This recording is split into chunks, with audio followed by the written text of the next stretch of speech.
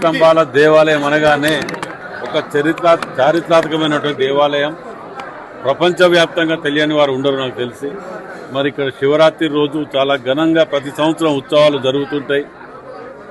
మరి ఈ ఉత్సవాల్లో భక్తులందరూ హనుమకొండ, వరంగల్ ఉమ్మడి జిల్లా ప్రజలందరూ పాల్గొని ఆ భగవంతుని ఆశీర్వాదం తీసుకుంటూ ఉంటారు.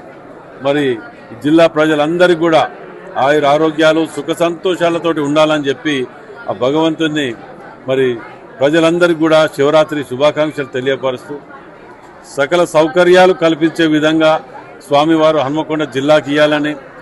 పూర్వ వైభవం గతంలో వెనకట ఒక చరిత్ర ఉండేది దీనికి.